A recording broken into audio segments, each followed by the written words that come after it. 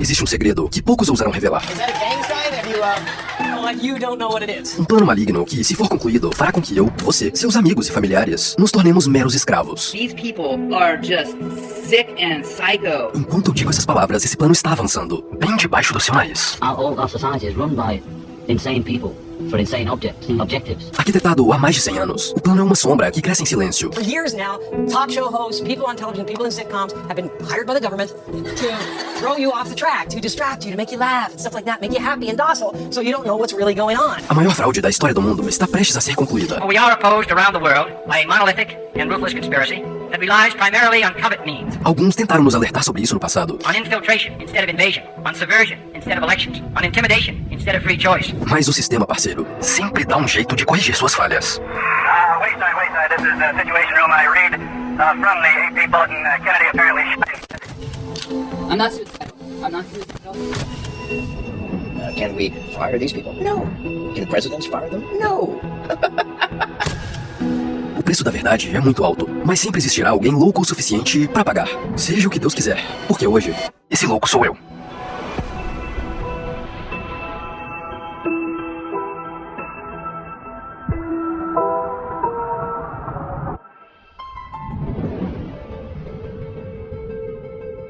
Junho de 2020, o Fórum Econômico Mundial publica um vídeo intitulado O Grande Reset. Com uma música de fundo inspiradora, o vídeo parece uma propaganda de margarina que mostra um mundo em colapso e dá a entender que precisamos reiniciar todo o sistema para viver em harmonia e felicidade. A pergunta que esse vídeo não responde é: a que custo?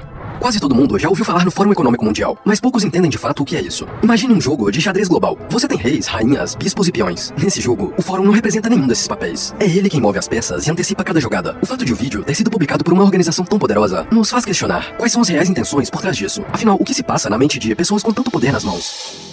Imagine que você é uma pessoa extremamente ambiciosa. Ambição essa que te levou a um patamar de influência e poder inimagináveis. Você sempre esteve disposto a fazer o que fosse preciso para conquistar seus objetivos. Mas chega um momento em que só tem um obstáculo entre você e a dominação completa: a liberdade individual. Mas como você convence bilhões de pessoas a abrirem mão de sua própria liberdade? Bom, você já tem muito poder. E essa influência pode ser usada para desestabilizar a economia, financiar conflitos e tornar do mundo um lugar sombrio. Então, você move as peças do tabuleiro até que tudo saia dos trilhos. E você faz isso de forma nefasta. Esse mundo criado pelas suas ações faz da vida das pessoas uma melancólica tragédia. Elas sofrem e se tornam miseráveis a ponto de implorar por um salvador. E é aí que você entra em cena apresentando a solução. E ela é muito óbvia. Quer dizer, pessoal, acorda. Deu tudo errado. Vamos recomeçar do zero. Deixa que eu resolvo isso pra você. Tudo o que o mundo precisa é de um reset.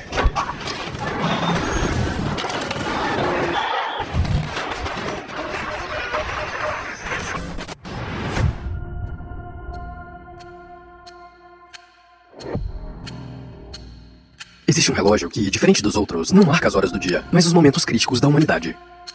Ele não é movido por baterias ou energia solar, mas pela tensão das ações humanas. Criado em 1947 por um grupo de cientistas envolvidos na construção da bomba atômica, o relógio do juízo final é uma representação metafórica do quão perto estamos de uma crise global sem precedentes. O relógio avança ou recua de acordo com as ações da raça humana. A meia-noite é o ponto sem volta, o ponto onde o mundo passa por um evento de extinção em massa e, bom, A ponto do boletim de cientistas atômicos falar: a gente tá 5 segundos do apocalipse. Nunca teve tão perto. esse é o resultado de um mundo onde o poder está concentrado nas mãos de poucos indivíduos que, do alto de suas torres de marfim, podem decidir o destino de bilhões de nós. E não se engane, essa não é mais uma daquelas teorias da conspiração. Tudo o que você verá neste vídeo é a junção de documentos, declarações e acontecimentos que podem ser facilmente verificados. A verdade é que a semente desse plano já está sendo plantada há muito tempo. Não pode ser uma conspiração quando as pessoas por trás estão dizendo com todas as letras o que estão planejando fazer. Tudo o que eu fiz foi juntar as peças soltas do quebra-cabeça. Novembro de 2016, um artigo chamado 8 Previsões para o Mundo em 2030 é publicado pelo Fórum Econômico Mundial. A primeira previsão que eles fizeram: você não terá nada, mas será feliz. Uma alegação que, a partir desse momento, se tornaria o slogan da agenda da organização pelo resto da década. Uma agenda com nome e data para acontecer: o Grande Reset de 2030. Eu não sei você, mas essa narrativa nunca me convenceu. Existem muitas pontas soltas. I do believe that's kind of the famous saying is by 2030 you will own nothing and you will be happy. You will own nothing and you will be happy. That's straight from the horse's mouth, from the World Economic Forum. That's the motto, that's the theme of the Great Reset. Em primeiro lugar, alguém precisa ter as coisas. Quer dizer, se eu não tenho nada e você também não, quem é que tem? Isso provavelmente significa que alguém vai ser dono de, bom, tudo.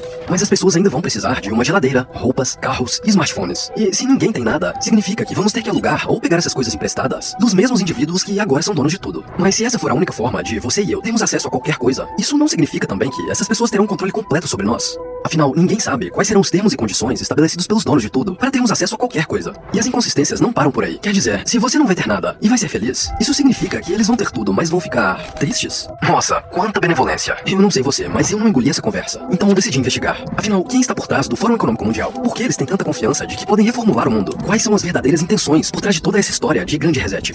Quanto mais fundo eu cavava, mais eu me dava conta de que eu não estava simplesmente descobrindo um plano. Estava desenterrando um monstro. O resultado de mais de um século de planejamento, manipulação e controle. E para que você entenda realmente a magnitude do que está acontecendo agora, precisamos estabelecer uma linha do tempo de eventos que nos trouxeram até o ponto em que o plano está quase concluído.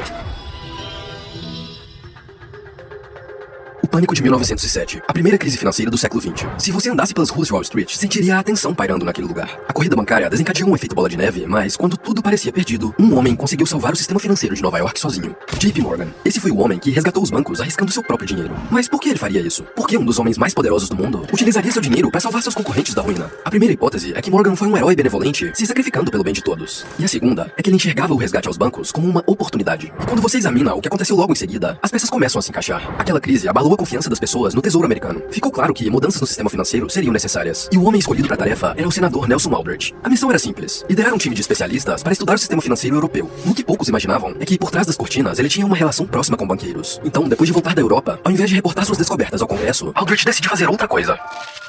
Em 22 de novembro de 1910, o senador embarca em um trem em completo sigilo, junto de 6 outros indivíduos. O destino era uma ilha privada na costa da Geórgia. Para preservar as identidades, Aldrich instruiu todos a irem vestidos como caçadores de patos. Como se isso já não fosse suspeito o suficiente, todos também teriam que usar codinomes. Ele estava tramando algo grande, algo que não conseguiria realizar sozinho. Então montou um clubinho secreto em uma ilha, mais especificamente em um estabelecimento cujo dono era, adivinha, JP Morgan. E guarde essa informação, ele não era um único dono. O clube também pertencia aos Rockefeller, uma das linhagens familiares mais ricas do mundo. Eu sei, ainda tem uma pergunta que não foi respondida. Quem seriam as pessoas convidadas para um evento tão secreto? Na época, ninguém imaginava. Mas 10 anos mais tarde, a lista dos integrantes foi revelada. A. Pied Andrew, Paul Warburg, Arthur Shelton, Henry Davidson e Frank Vanderlip.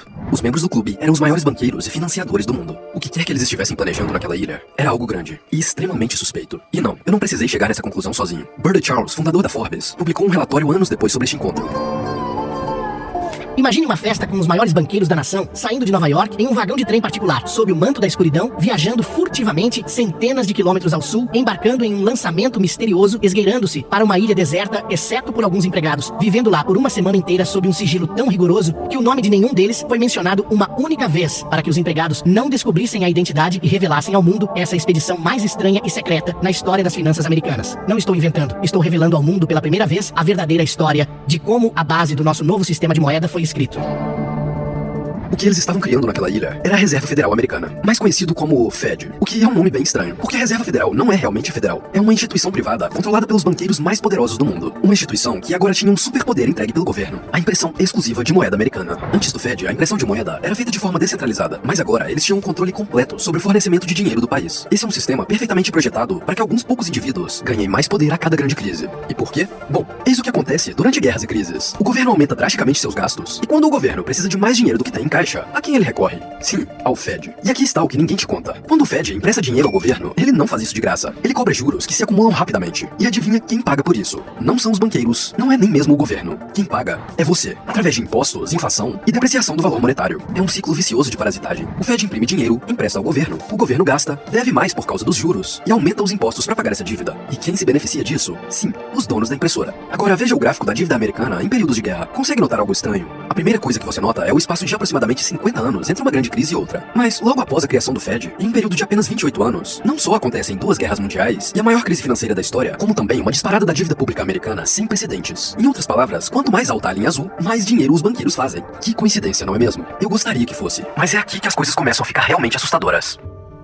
Existe um documento de 1932 perdido em uma seção da biblioteca de Stanford. É o relatório de uma investigação feita pelo presidente da Casa do Comitê Bancário contra a Reserva Federal. O documento intitulado Uma Exposição Incrível acusa formalmente a Reserva Federal por criar crises e bolhas financeiras artificialmente. O documento ainda cita diversos crimes como conspiração, fraude, conversão ilegal e traição. Mas o que isso tudo tem a ver com o grande reset? Talvez você já tenha percebido. Talvez não. Mas uma coisa é inegável. A essa altura, todos nós sentimos que tem algo de errado na situação atual do mundo.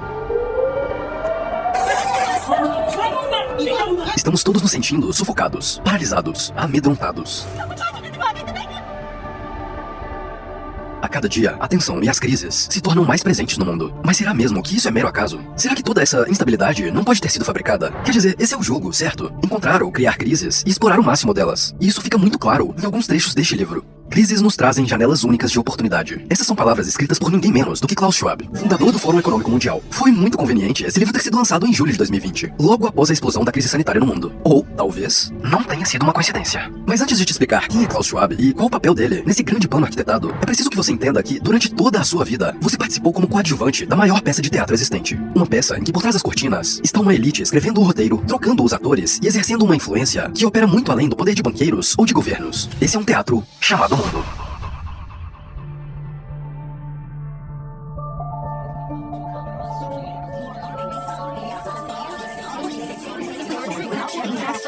Unfortunately, some members of the media use that platform to push their own personal bias and agenda control exactly what people think, and this is extremely dangerous to our democracy. Sim, é isso mesmo que você está presenciando. Isso é uma compilação de inúmeros veículos de mídia apresentando exatamente o mesmo texto. Mas não era pra eles serem concorrentes? Quer dizer, são canais diferentes que competem pela audiência. O canal que consegue se destacar ganha mais audiência e vence a concorrência, certo? Mas se isso é verdade, significa que todos os jornalistas e veículos de mídia espalhados por diferentes lugares do mundo chegaram independentemente às mesmas conclusões? Não só isso, como também escolheram as exatas mesmas palavras do texto. Qual é a probabilidade disso? Eu não sei você, mas eu tenho outro palpite. E se a tal competição fosse na verdade uma cortina de fumaça? Um espetáculo meticulosamente coreografado para nos dar a ilusão da escolha. A verdade é que a concorrência entre megacorporações não existe de fato. É mera ilusão. Ou melhor, mero teatro. Quando você reserva um voo, escolhe um seguro, faz compras ou seleciona um serviço de streaming, você tem a ilusão de estar fazendo escolhas. Mas está na verdade financiando uma elite só. As marcas podem parecer diferentes. Os logotipos podem não ser os mesmos. Mas o dinheiro sempre flui para os mesmos bolsos. Mas não acredite em mim. Eu já disse, isso não é uma conspiração. Tudo o que está sendo apresentado nesse vídeo pode ser verificado. Então, por que não verificamos juntos? Por que não começamos com uma das marcas mais conhecidas do mundo, Coca-Cola?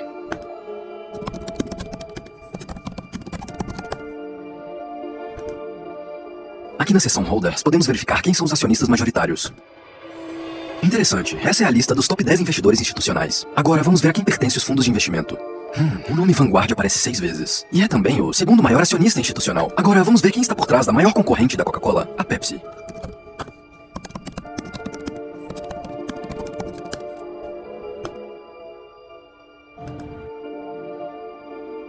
Bingo, o maior acionista da Pepsi é também um dos maiores da Coca-Cola. Mas espera, tem algo ainda mais estranho. Veja quem é o segundo maior nome da lista. BlackRock, a mesma entidade que ocupa o terceiro lugar da lista da Coca. Coca-Cola e Pepsi podem ser tudo, menos concorrentes. Se isso já não é estranho o suficiente pra você, respira e vem comigo, porque a toca do coelho é muito mais profunda do que isso.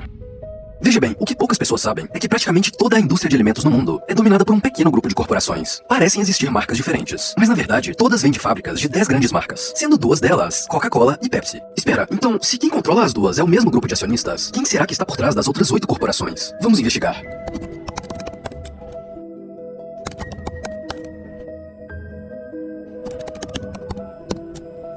Uma instituição privada.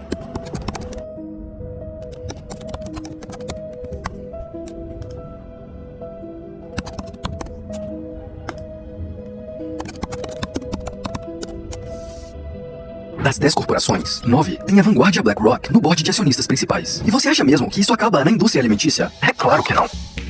Os mesmos nomes aparecem na pesquisa das maiores empresas de tecnologia do mundo. Eles são donos de várias empresas de tabaco, mas também são donos das maiores corporações da indústria farmacêutica. Como alguém que vende remédios pode controlar também aspectos que influenciam diretamente na qualidade de vida das pessoas. Você acha mesmo que é interessante para esses caras que você seja saudável? Se fizer uma investigação meticulosa, vai descobrir que eles são donos não só das maiores empresas de seguros, bancos, redes de fast food, marcas de cosméticos, companhias telefônicas, empresas de construção, montadoras de automóveis e marketplaces, como também dos métodos de pagamento que você usa para comprar esses produtos. Mas não é só isso. BlackRock e Vanguard estão no topo de uma pirâmide formada por uma rede de investidores institucionais. Todos eles têm participação nas ações uns dos outros. Os maiores são donos dos menores. Em outras palavras, o poder das duas companhias do topo é literalmente inimaginável. Mas o que isso tem a ver com o grande reset? Bom, é aqui que os fios começam a se conectar. De acordo com uma matéria da Bloomberg, uma das instituições de análise de dados mais respeitadas do mundo, os peritos previram que juntas, BlackRock e Vanguard seriam donas de praticamente tudo no mundo até 2028, 2 anos antes da data prevista pelo Fórum Econômico Mundial para o grande reset. A mesma Bloomberg publicou um artigo intitulado BlackRock é agora um quarto braço do governo. E por quê? Por causa da relação próxima que ela tem com a Reserva Federal. Sim, o Fed.